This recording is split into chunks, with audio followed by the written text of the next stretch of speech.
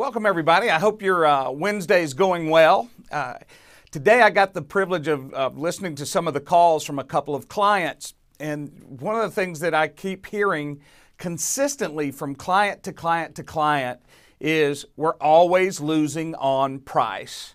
Everybody wants to complain about marketing because marketing spends all this money. They get everybody focused. I mean, if you see the Geico commercials, we can save 15% in 15 minutes, and it's driving everybody in on price. And most of us are attracted to price. I mean, look at it. At Christmas time, you've got discount after discount after discount, and so people are drawn to it. Here's where we run into, as salespeople, we stay in that conversation. We stay in the price conversation, and we wonder why it beats us over the head every time. And here's why.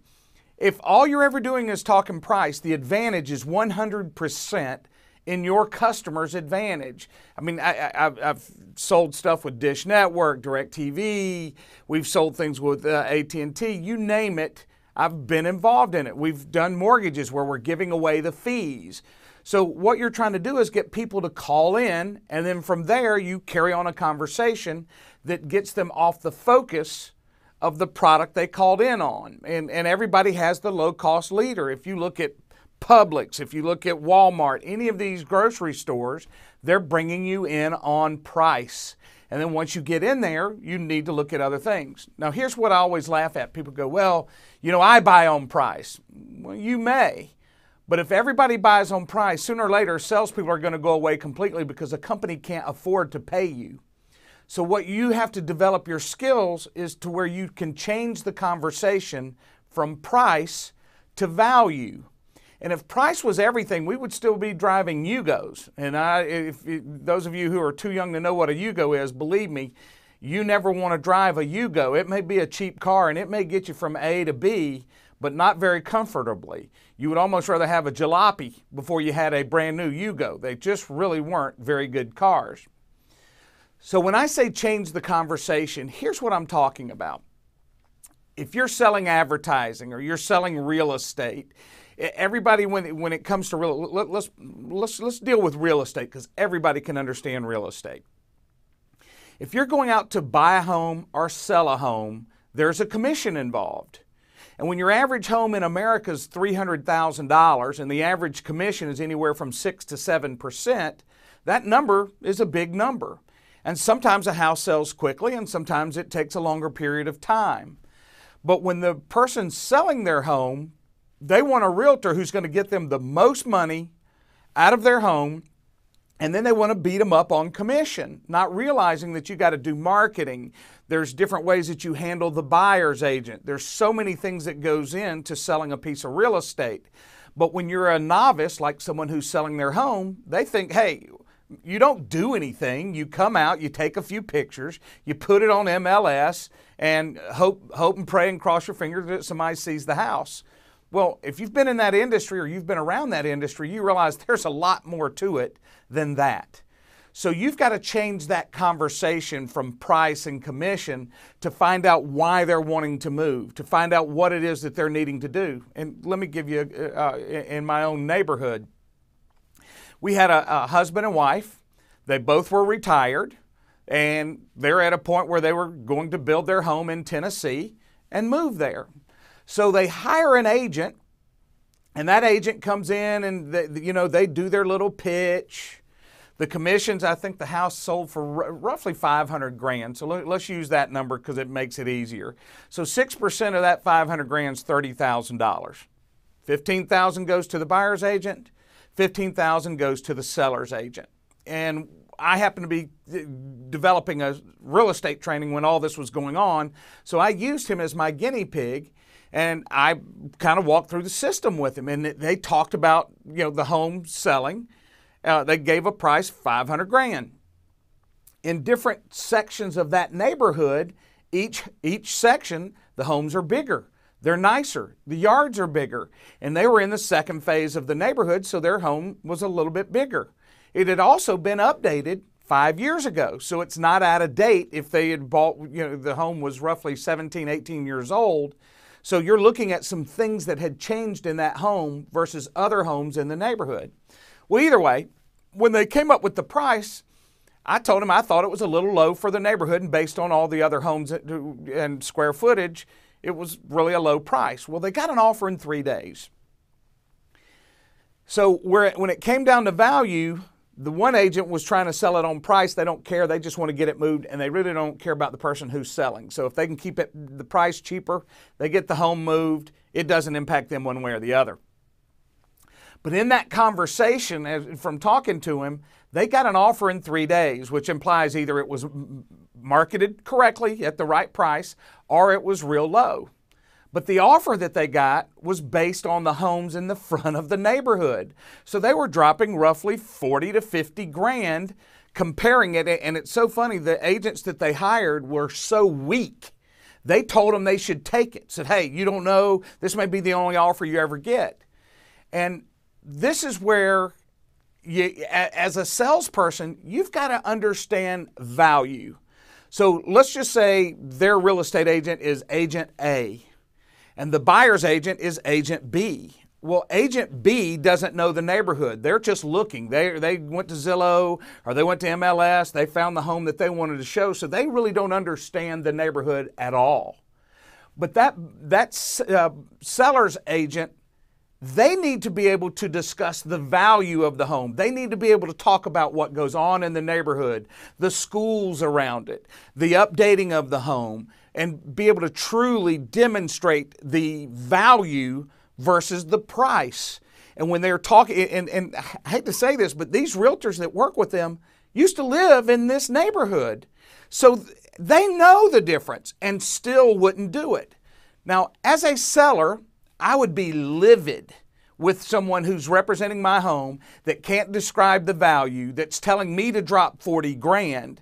Now, to them, it doesn't matter. They're going to lose roughly $600 in commission. I'm going to lose $18,000 to 18 to 20,000 bucks the way that they're doing it. So it's even more than that. Don't ever do math on live video because you look like an idiot. But either way, I'm going to lose a lot more, or they're going to lose a lot more money, versus the realtor standing up and telling that buyer's agent, look, you're comparing apples and oranges here.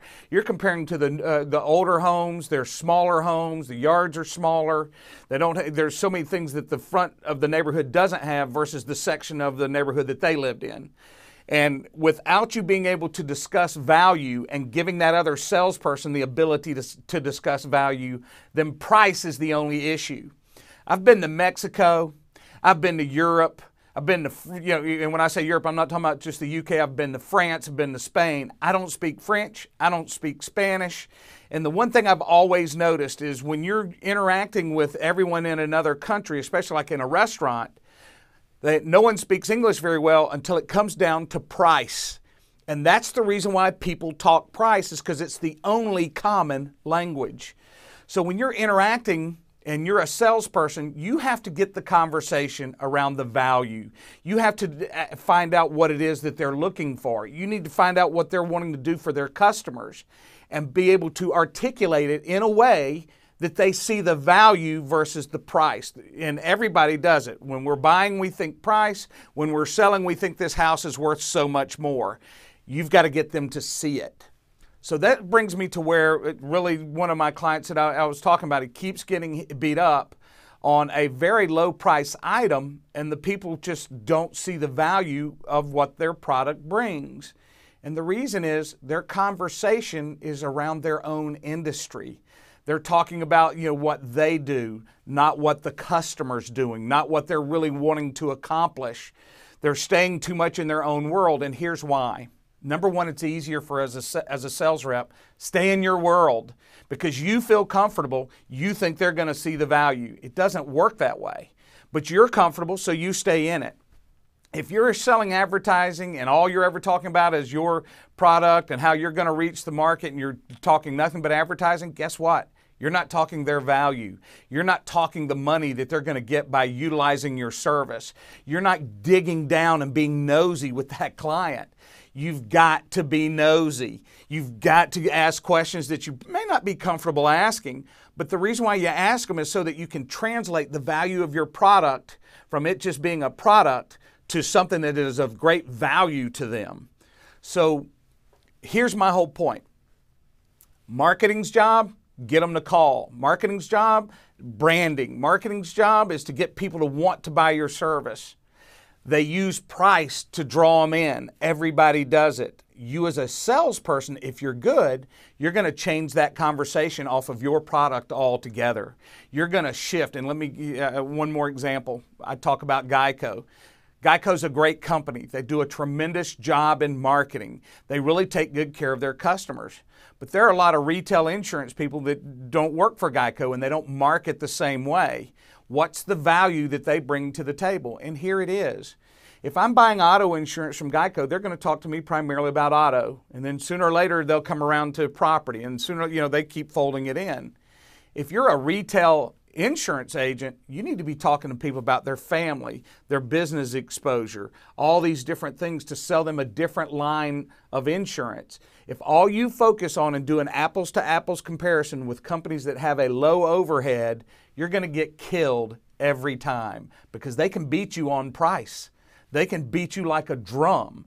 You've got to get the conversation to focus on your customer and what they want to accomplish and why they should use you versus someone else. So the key, the value is not what you think is valuable, it's what your customer thinks is valuable. And that's what you've got to find out in the conversation. Because I want to let you all know, we're salespeople, we're generally nice people. We try to be nice at least. We think everybody loves us. Well, I want you to understand something. Your customer cares about their family first. They value what they value first. If it comes down between you and them, they're going to fall to their family every time. They're going to fall to themselves every time. It's not personal. In the end, if I have a client that owns some very, very, very, very nice vehicles, they could buy some very high-level vehicles for a lot less money, but they keep buying Rolls Royces. Why? It's the status. It's what they're looking to do. It positions them different in their market, and that's why they use that tool. So, think about it. If I drive up in a Cadillac and they drive up in a Rolls Royce, it's two different levels of value, even though both cars are extremely nice.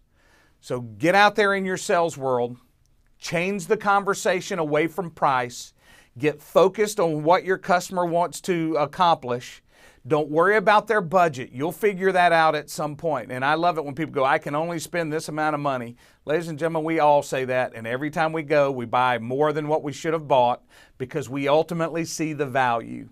So get out to your customers, change the conversation, talk about them, figure out who their customers are, figure out what impact your service is going to have on them, and that's where you're going to find the value and not be scared of it. And you sometimes have to tell a customer they're making a bad mistake of buying an inferior product, even though it's lower priced. So look forward to talking to you next time. Have a great day. Knock 'em dead.